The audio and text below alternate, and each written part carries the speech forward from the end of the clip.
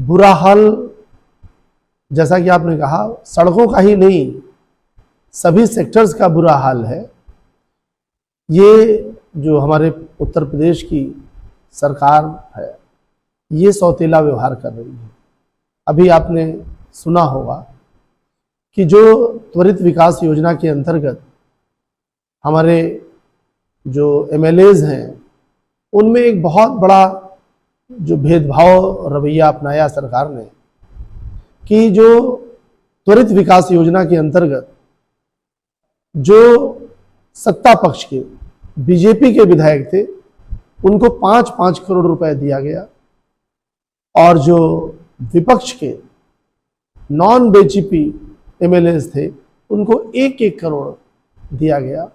मैं जानना चाहता हूं कि अगर इस तरह से सौतेला व्यवहार होगा तो उत्तर प्रदेश का संतुलित विकास, समग्र विकास, समानता कैसे रहेगी। और बिल्कुल उसी क्रम में हम अपने यहाँ जो सदर विधानसभा है उसको देख रहे हैं। अब आप बताइए कि हमारे जो विधायक हैं वो भी बीजेपी के, सरकार भी बीजेपी की, लेकिन जो गल्ला मंडी की सड़क है उसका हाल शुरू से ही बेहाल है। पुल जितने दिन चलता नहीं उससे ज्यादा क्षतिग्रस्त रहता है। जो आपकी आईटीआई दूरभाष नगर को जाने वाली रोड है उसका हाल देखिए, और उन गांवों की सड़कों का हाल देखिए। खास तौर से उन गांवों को चिन्हित कर लिया गया है जिन गांवों ने वोट नहीं किया है बीजेपी को।